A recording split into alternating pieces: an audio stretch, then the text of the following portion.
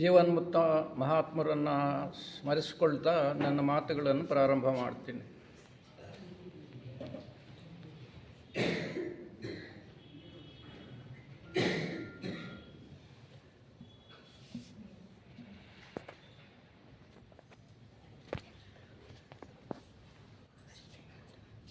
ಆನೋ ಭದ್ರಾಃ ಕ್ರತುವೋಯಂತು ವಿಶ್ವತಃ. Let noble thoughts come to us from everywhere. ನಮಗೆ ಎಲ್ಲ ಮೂಲೆಗಳಿಂದಲೂ ಪವಿತ್ರವಾದ ಆಲೋಚನೆಗಳು ಬರಲಿ. ಸೋದರ ಸೋದರಿಯರೇ, ಈ ದಿನ ಗೀತಾ ಜಯಂತಿ ಅಂದರೆ ಒಂದು ಪವಿತ್ರವಾಗಿರ್ತಕ್ಕಂಥ ದಿನ ಅಂತ ನಾವು ಪರಿಗಣಿಸಬೇಕಾಗಿದೆ.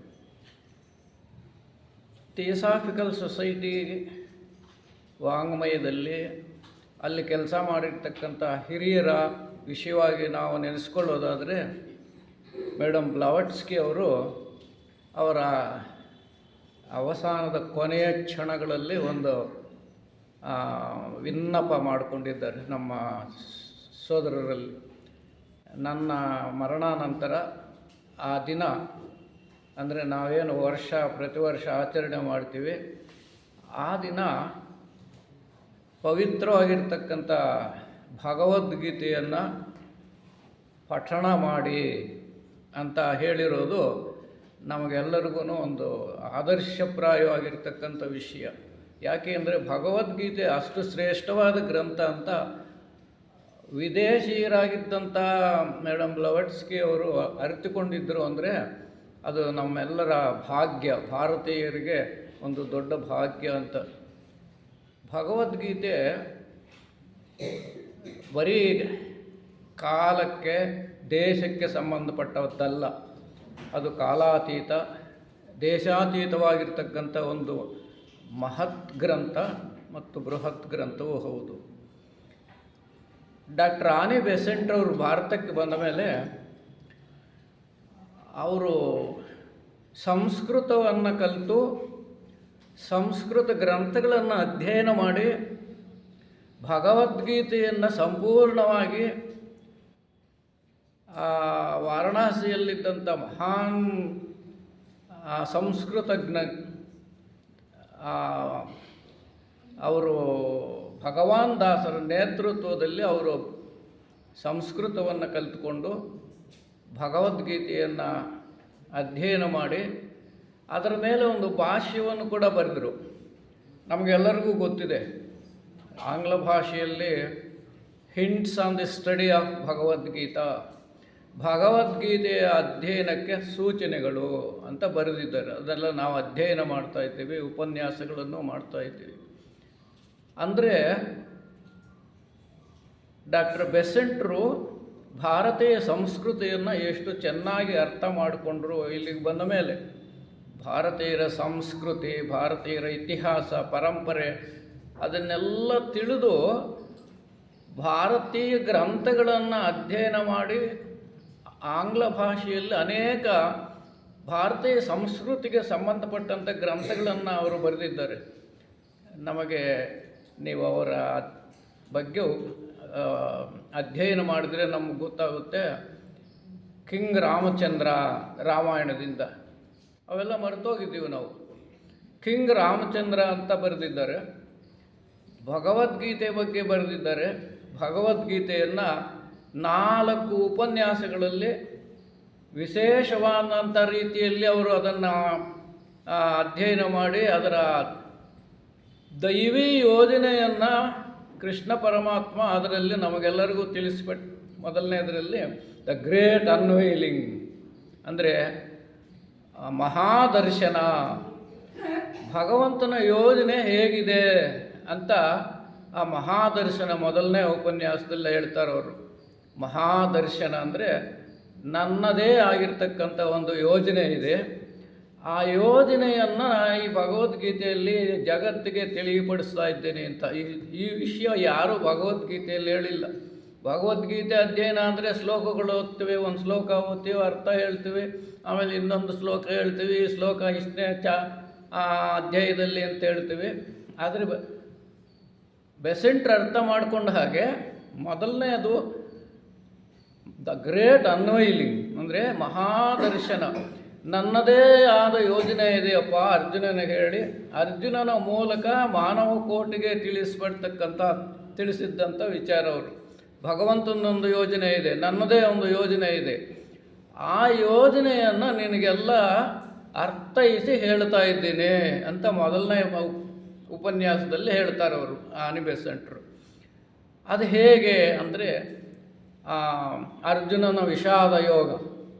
ಅವನು ಯುದ್ಧಕ್ಕೆಲ್ಲ ತಯಾರಿಯಾದ, ಕಾಡಲ್ಲಿದ್ದ, 12 ವರ್ಷ ಕಷ್ಟಗಳನ್ನು ಅನುಭವಿಸಿದ, ಅಜ್ಞಾತವಾಸವನ್ನು ಅನುಭವಿಸಿದ, ಆ ಕೌರವರ ಮೇಲೆ ಇಲ್ಲದ ಅಷ್ಟು ಕೋಪವನ್ನು ಬೆಳೆಸ್ಕೊಂಡಿದ್ದ. ಆದರೆ ಯುದ್ಧಕ್ಕೆ ಸನ್ನದ್ಧನಾಗಿ ಆ ಯುದ್ಧದ ಮಧ್ಯೆ ಆ 2 ಸೈನ್ಯಗಳ ಮಧ್ಯೆ ರಥವನ್ನು ನಿಲ್ಲಿಸಿದಾಗ ನೋಡಿದಾಗ ಈ 12 ವರ್ಷ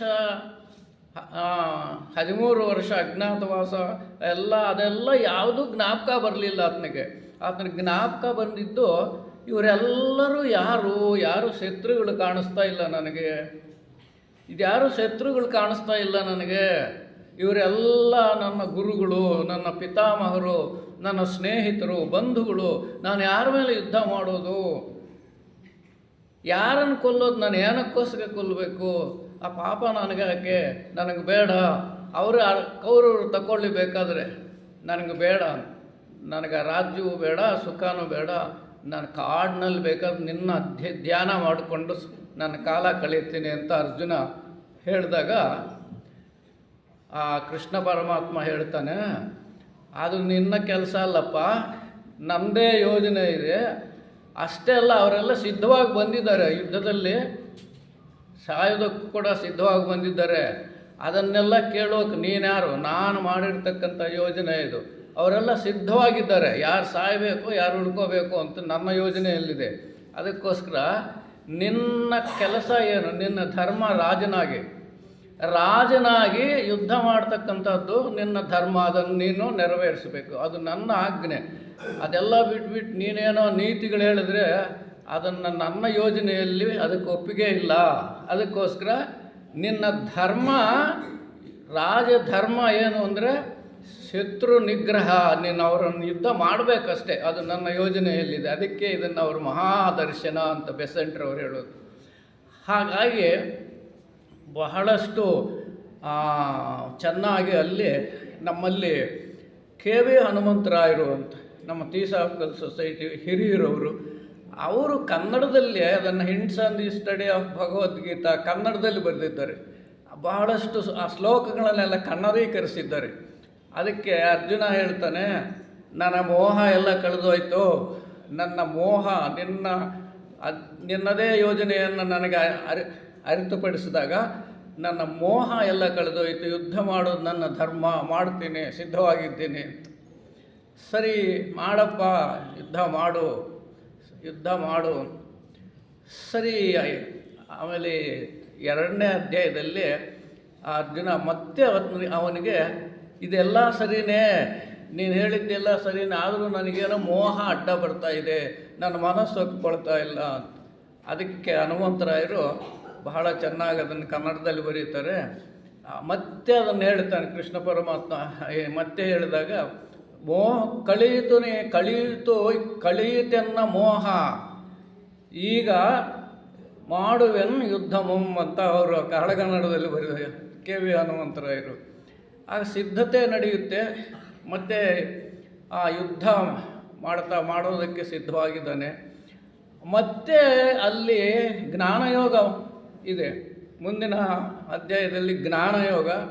ಅದಕ್ಕೆ ಬೆಸೆಂಟ್ರ್ ಅದನ್ನು ಜ್ಞಾನಯೋಗ ಅಂತಲೇ ಹೇಳ್ತಾರೆ.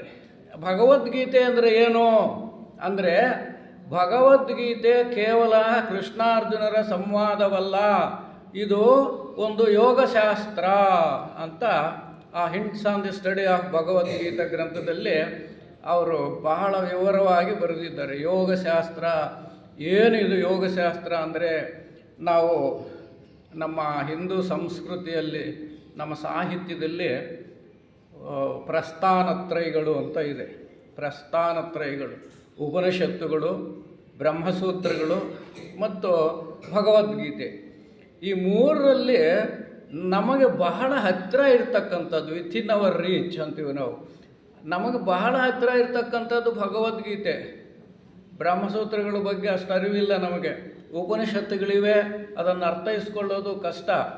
ಹಾಗಾಗಿ ನಮಗೆ ಬಹಳ ಹತ್ತಿರ ಇರ್ತಕ್ಕಂಥ ಈ ಪ್ರಸ್ಥಾನತ್ರಯಗಳಲ್ಲಿ ಒಂದಾಗಿರ್ತಕ್ಕಂಥ ಈ ಭಗವದ್ಗೀತೆ ಏನಿದೆ ಅದು ನಮಗೆ ಯೋಗ ಮಾರ್ಗವನ್ನು ತೋರಿಸಿಕೊಡುತ್ತೆ.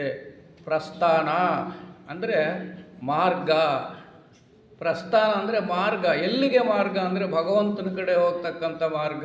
ಅದಕ್ಕೋಸ್ಕರ ಈ ಮೂರು ಪ್ರಸ್ಥಾನತ್ರಯಗಳು, ಉಪನಿಷತ್ತುಗಳ ಅಧ್ಯಯನ, ಅದರ ಬಗ್ಗೆ ಅದರಂತೆ ನಡ್ಕೊಳ್ತಕ್ಕಂಥದ್ದು, ಮತ್ತು ಬ್ರಹ್ಮಸೂತ್ರಗಳೆಲ್ಲ ಹೇಳಿರ್ತಕ್ಕಂಥದ್ದು ಏನಿದೆ ಅದರ ಬಗ್ಗೆ ನಡ್ಕೊಳ್ತಕ್ಕಂಥದ್ದು, ಮತ್ತು ನಮಗೆ ಬಹಳ ಹತ್ತಿರ ಇರತಕ್ಕಂಥ ಗೊತ್ತಾಗ್ತಕ್ಕಂಥ ಭಗವದ್ಗೀತೆಯನ್ನು ಅಧ್ಯಯನ ಮಾಡಿ ಆ ಯೋಗಶಾಸ್ತ್ರವನ್ನು, ಯೋಗ ಭಗವಂತನ ಕಡೆ ಹೋಗ್ತಕ್ಕಂಥದ್ದು.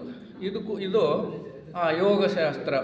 ಬೆಸೆಂಟ್ರು ಬಹಳ ವಿವರವಾಗಿ ಈ ಯೋಗಶಾಸ್ತ್ರದ ಬಗ್ಗೆ 2ನೇ ಅಧ್ಯಾಯದಲ್ಲಿ ಯೋಗಶಾಸ್ತ್ರ ಮತ್ತು ಕರ್ಮಯೋಗ ಅದನ್ನು 4ನೇ ಅಧ್ಯಾಯದಲ್ಲಿ ಕರ್ಮಯೋಗದ ಬಗ್ಗೆ ಬಹಳಷ್ಟು ಚೆನ್ನಾಗಿ ವಿವರವಾಗಿ ಬೆಸೆಂಟ್ರು hints on the study of Bhagavad Gita ಆ ಪುಸ್ತಕದಲ್ಲಿ ಬರೀತಾರೆ. ಅರ್ಜುನನಿಗೆ ಕೃಷ್ಣ ಪರಮಾತ್ಮ, ನೋಡಪ್ಪ, ಕರ್ಮ ಮಾಡಲೇಬೇಕು, ಜ್ಞಾನ ಬೇಕು, ಬರೀ ಜ್ಞಾನ ಸಂಪಾದಿಸ್ಕೊಂಡ್ರೆ ಸಾಲದು, ಕರ್ಮ ಮಾಡಬೇಕು. ಕರ್ಮ ಮಾಡಬೇಕಂದ್ರೆ ಕೆಲಸ ಮಾಡಲೇಬೇಕು. ಕೆಲಸ ಪ್ರತಿ ಮಾನವನು ಭಗವಂತನ ಯೋಜನೆಯಲ್ಲಿ ತನಗೆ ಕೊಡಲ್ಪಟ್ಟ ಕಾರ್ಯವನ್ನು ನಿರ್ವಹಿಸಲೇಬೇಕು. ಎಲ್ಲ ಅದು ಬಹಳಷ್ಟು ಚೆನ್ನಾಗಿ ಅದರಲ್ಲಿ ಬರುತ್ತೆ. ಬ್ರಾಹ್ಮಣನು ಜ್ಞಾನ ಸಂಪಾದನೆ ಮಾಡಬೇಕು, ಗ್ರಂಥಗಳ ಅಧ್ಯಯನ ಮಾಡಬೇಕು, ಅದು ಅವನ ಕರ್ಮ, ಅದು ಕರ್ತವ್ಯ. ಅದನ್ನೆಲ್ಲ ಅಧ್ಯಯನ ಮಾಡಿ ವೇದಗಳು, ಉಪನಿಷತ್ತುಗಳು, ಬ್ರಹ್ಮಸೂತ್ರಗಳು, ಭಗವದ್ಗೀತೆ, ರಾಮಾಯಣ, ಮಹಾಭಾರತ ಎಲ್ಲವನ್ನು ಬ್ರಾಹ್ಮಣನು ಅಧ್ಯಯನ ಮಾಡಿ, ಇನ್ನು ಇತರ ಸ್ಟ್ರಾಟಾಸ್ ಇದಾವಲ್ಲ, ಇತರ 3 ಯಾರಿಗೆ, ಕ್ಷತ್ರಿಯರಿಗೆ, ವೈಶ್ಯರಿಗೆ, ಶೂದ್ರರಿಗೆ ಆ ಜ್ಞಾನವನ್ನು ಹಂಚಬೇಕು. ಇದು ಆ ಬ್ರಾಹ್ಮಣನ ಕರ್ತವ್ಯ. ಹಾಗೆಯೇ ಕ್ಷತ್ರಿಯನ ಕರ್ತವ್ಯ ಏನೆಂದರೆ ಅವನು ಬಲಾರ್ಜನೆ ಮಾಡಬೇಕು, ಶಕ್ತಿ ಸಂಪಾದನೆ ಮಾಡಬೇಕು, ಸೈನ್ಯ ಕಟ್ಟಬೇಕು, ಇದನ್ನೆಲ್ಲ ಮಾಡಬೇಕು. ಅವನು ಧರ್ಮರಕ್ಷಣೆ ಮಾಡಬೇಕು, ಜನರಕ್ಷಣೆ ಮಾಡಬೇಕು. ವೈಶ್ಯನು ಆರ್ಥಿಕ ದುಡ್ಡು ಸಂಪಾದನೆ ಮಾಡಬೇಕು, ಅದು 3 ಹಂಚಬೇಕು, ದಾನ ಮಾಡಬೇಕು, ಧರ್ಮ ಮಾಡಬೇಕು. ಇದನ್ನೆಲ್ಲ ವಿವರವಾಗಿ ಅದರಲ್ಲಿ ಕೊಟ್ಟಿರ್ತಾರೆ. ಶೂದ್ರನಿಗೂ ಏನು ಕೆಲಸ ಅಂದರೆ ಅವನು ದೈಹಿಕ ಶ್ರಮ ಮಾಡಬೇಕು, ಎಲ್ಲರಿಗೂ ಬೇಕಾಗಿರ್ತಕ್ಕಂಥ ವಸ್ತು ತಯಾರಿಕೆ ಮಾಡಬೇಕು, ಬೆಳೆಯಬೇಕು. ಇದೆಲ್ಲ ವಿವರವಾಗಿ ನಮಗೆ ಭಗವದ್ಗೀತೆಯಲ್ಲಿ ಸಿಕ್ಕುತ್ತೆ. ಅಷ್ಟೇ ಅಲ್ಲ, ಸೃಷ್ಟಿಯ ಬಗ್ಗೆ, ಭಗವಂತನ ಈ ಜಗತ್ತನ್ನು ಹೇಗೆ ಸೃಷ್ಟಿ ಮಾಡಿದ, ಪ್ರತಿಯೊಬ್ಬರಿಗೂ ಒಂದೊಂದು ಕರ್ತವ್ಯವನ್ನು ಹಂಚಿದ್ದಾನೆ. ಆ ಕರ್ತವ್ಯವನ್ನು ಪ್ರತಿ ಮಾನವನು ಇದೊಂದು ದೊಡ್ಡ ಭಗವಂತನ ನಾಟಕ ಶಾಲೆ. ಆ ನಾಟಕ ಶಾಲೆಯಲ್ಲಿ ಪ್ರತಿಯೊಬ್ಬನು ಅವನವನ ಕರ್ತವ್ಯವನ್ನು, ಅವನವನ ಪಾತ್ರವನ್ನು ನಿರ್ವಹಿಸಬೇಕು ಅಂತ ಈ ಭಗವದ್ಗೀತೆಯಲ್ಲಿ ವಿವರವಾಗಿ ಕರ್ಮಯೋಗದಲ್ಲಿ. ಮತ್ತು ಕರ್ಮ ಮಾಡುವಾಗ ಎಂತಹ ಕರ್ಮ ಮಾಡಬೇಕು, ಆರಿಸ್ಕೋಬೇಕು. ನಾವು ಶ್ರೇಷ್ಠವಾದ ಕರ್ಮವನ್ನು ಆರಿಸ್ಕೋಬೇಕು. ಜಗತ್ತಿಗೆ ಅನುಕೂಲವಾಗಿರ್ತಕ್ಕಂಥ ಕರ್ಮವನ್ನು ಆರಿಸ್ಕೋಬೇಕು. ಆ ಕರ್ಮದ ಮೂಲಕ ನನಗೂ ಒಳ್ಳೆಯದಾಗಿ ಇತರರಿಗೂ ಒಳ್ಳೆಯದಾಗಬೇಕು. ಮತ್ತು ಆ ಕರ್ಮದಿಂದ ಏನನ್ನೂ ನಾವು ನಿರೀಕ್ಷಿಸಬಾರದು. ಫಲಾಪೇಕ್ಷೆಯನ್ನು ನಿರೀಕ್ಷಿಸದೆ ಕರ್ತವ್ಯವನ್ನು ಮಾಡಬೇಕು. ಅದನ್ನೇ ನಿಷ್ಕಾಮ ಕರ್ಮ ಅಂತ ಭಗವದ್ಗೀತೆಯಲ್ಲಿ. ಕಾಮವಿಲ್ಲದ ಕರ್ಮ. ಕಾಮ ಅಂದರೆ ಆಸೆ. ನೀನೇನೋ ಮಾಡ್ತೀಯ, ತಿರುಪ್ತಿಗೆ ಹೋದರೆ ಏನೋ ಯಾವ ಉದ್ದೇಶ ಇಟ್ಕೊಂಡು ಹೋಗ್ತೀಯ ಅಂದರೆ, ನನಗೇನೋ ಲಾಭ ಬರಬೇಕು, ಯಾವುದೋ ಕೆಲಸ ಮಾಡ್ತಾಯಿದ್ದೆ, ನನಗಿಷ್ಟ ಏನೋ ಆದಾಯ ಬರಬೇಕು, ಅದಕ್ಕೆ ನಾನು ಹುಂಡಿನಲ್ಲಿ ಇಷ್ಟ ಹಾಕ್ತೀನಿ, ₹1,00,000 ಲಾಭ ಬಂದರೆ ₹100 ಅದಲ್ಲ, ಆ ಥರ ಅಲ್ಲ. ಏನೋ ಫಲವನ್ನು ನಿರೀಕ್ಷಿಸದೆ ನಾವು ಕರ್ತವ್ಯವನ್ನು ಮಾಡಬೇಕು. ಇದು ನಿಷ್ಕಾಮ ಕರ್ಮ. ಅದನ್ನು ಭಗವದ್ಗೀತೆಯಲ್ಲಿ ಕೃಷ್ಣ ಪರಮಾತ್ಮ, ಅರ್ಜುನನ ಮೂಲಕ ನಮಗೆಲ್ಲ ಬೋಧಿಸಿರ್ತಕ್ಕಂಥದ್ದು ನಿಷ್ಕಾಮ ಕರ್ಮ. ನಾವು ಕರ್ಮ ಮಾಡಲೇಬೇಕು, ಅದು ನಿಷ್ಕಾಮ ಕರ್ಮವಾಗಬೇಕು. ಮುಂದೆ ಅದು ಅಕಾಮ ಅಂತ ಹೇಳ್ತೀವಿ, ಏನನ್ನೂ ನಿರೀಕ್ಷಿಸದೆ ಮಾಡ್ತಕ್ಕಂಥ ಕರ್ಮ. ನನಗೆ ಗೊತ್ತಾಗಲೇಬಾರ್ದು, ನಾನು ಇಂಥದ್ದು ಮಾಡ್ತಾ ಇದ್ದೀನಿ, ಆದರೂ ಮಾಡಬೇಕು. ಈ ಮಾರ್ಗಜ್ಯೋತಿನಲ್ಲಿ ಇದನ್ನು ಬಹಳಷ್ಟು ಚೆನ್ನಾಗಿ ಹೇಳಿದ್ದಾರೆ. ಏನು ಅಂತಂದರೆ, ನೀನು ಮಹತ್ಕಾಂಕ್ಷೆ ಇದ್ದವನಂತೆ ಬಾಳು, ಆದರೆ ಮಹತ್ಕಾಂಕ್ಷೆಯನ್ನು ಅಪೇಕ್ಷಿಸಬೇಡ. ಇದು ಭಗವದ್ಗೀತೆ ಸಾರನೇ. ನಾವು ಮಾರ್ಗಜ್ಯೋತಿ ಅಂದರೆ ಏನು ಬೇರೆ ಅಂತ ಅಂದ್ಕೊಳ್ತೀವಿ. ಮಾರ್ಗಜ್ಯೋತಿಯನ್ನು ನಾವು ಸವಿಸ್ತಾರವಾಗಿ ಓದಿದರೆ ಎಲ್ಲ ಪೂರ್ತಿ ಭಗವದ್ಗೀತೆಯನ್ನು ಆಧರಿಸಿರ್ತಕ್ಕಂಥದ್ದೇ ಅಂತ ನಮಗೆ ಗೊತ್ತಾಗುತ್ತೆ. ಹಾಗಾಗಿ ನಮ್ಮ ಥಿಯಾಸಫಿ ಗ್ರಂಥಗಳಲ್ಲಿ ಬೇಕಾದಷ್ಟು ನಮ್ಮ ಭಾರತೀಯ ಸಂಸ್ಕೃತಿಯನ್ನು ನಾವು ಕಾಣಬಹುದು. ನೀವು ಯಾವ ಗ್ರಂಥವನ್ನಾದರೂ ಅಧ್ಯಯನ ಮಾಡಿ, ಅದರ ಹಿನ್ನೆಲೆ ನಮ್ಮ ಭಾರತೀಯ ಸಂಸ್ಕೃತಿಯ ಹಿನ್ನೆಲೆಯನ್ನು ನಾವು ಕಾಣ್ತೀವಿ. ಯಾಕೆ ಅಂತಂದರೆ, ಬ್ಲಾವೆಟ್ಸ್ಕಿ ಅವರು ಹೇಳ್ತಾರೆ, ನಾನು ಮೌರ್ಯರ ಆಶ್ರಮದಲ್ಲಿ ಕಲಿತಿದ್ದೆಲ್ಲ ಭಾರತೀಯ ಸಂಸ್ಕೃತಿಯೇ, ನನ್ನ ಗ್ರಂಥಗಳಲ್ಲೆಲ್ಲನೂ ಅದನ್ನು ಆಧರಿಸೇ ನಾನು ಬರೀತಾ ಇರೋದು. ಐಸಿಸ್ ಅನ್ವೇಲ್ಡು, ಆಮೇಲಿಂದ ಸೀಕ್ರೆಟ್ ಡಾಕ್ಟ್ರಿನೆಲ್ಲ ನಾನು ಹಿಂದೂ ಸಂಸ್ಕೃತಿಯ ಆಧಾರ. ಅಲ್ಲಿ ನಾರದನ ಬಗ್ಗೆ ಪ್ರಸ್ತಾಪ ಇದೆ ಐಸಿಸ್ ಅನ್ವೇಲ್ಡಲ್ಲಿ ಓದಿದರೆ, ಸೀಕ್ರೆಟ್ ಡಾಕ್ಟ್ರಿನಲ್ಲಿ ಓದಿದರೆ ವೇದಗಳ ಪ್ರಸ್ತಾಪ ಇದೆ. ಅವನ್ನೆಲ್ಲ ನಾವು ತೆಗೆದು ನೋಡ್ತಾ ಇಲ್ಲ. ಹಾಗಾಗಿ ನಮ್ಮ ಕರ್ತವ್ಯ ಇದೆ, ಥಿಯೋಸಾಫಿಕಲ್ ಸೊಸೈಟಿಯ ಸದಸ್ಯರಾಗಿ ಐಸಿಸ್ ಅನ್ವೈಲ್ ದೊಡ್ಡ ಗ್ರಂಥ, ಏನು ನಮಗೆ ಹೆದರಿಕೆ ಆಗುತ್ತೆ ತೆಗೆದರೆ, ಇದೇನು ಅರ್ಥ ಆಗೋದು ಅಲ್ಲೂ ಎಷ್ಟು ಅರ್ಥ ಆಗುತ್ತೋ ಅಷ್ಟನ್ನು ಓದಬೇಕು ನಾವು, ಸ್ವಲ್ಪ ಮಟ್ಟಿಗಾದರೂ ತಿಳ್ಕೋಬೇಕು ನಾವು. ಹಾಗಾಗಿ ಏನು ನಮ್ಮ ಥಿಯೋಸಾಫಿಕಲ್ ಸೊಸೈಟಿಯ ಗ್ರಂಥಗಳಿವೆ, ಅದರಲ್ಲೆಲ್ಲವನ್ನು ನಾವು ಅಧ್ಯಯನ ಮಾಡ್ತಾ ಭಾರತೀಯ ಸಂಸ್ಕೃತಿಯನ್ನು, ಭಗವದ್ಗೀತೆಯನ್ನು ನಾವು ಅರ್ಥ ಮಾಡಿಕೊಳ್ಳೋದಕ್ಕೆ ಥಿಯೋಸಾಫಿಕಲ್ ಸೊಸೈಟಿಯ ಈ ವಾಂಗ್ಮಯದಲ್ಲಿ ನಮಗೆ ಸಿಕ್ಕುತ್ತೆ ಅಂತ ಹೇಳ್ತಾ ಅವರು ಈಗ ಬಂದಿದ್ದಾರೆ. ಮುಂದೆ ಸಮಯ ಇದ್ದರೆ ನಾನು ಮುಂದುವರಿಸ್ತೀನಿ.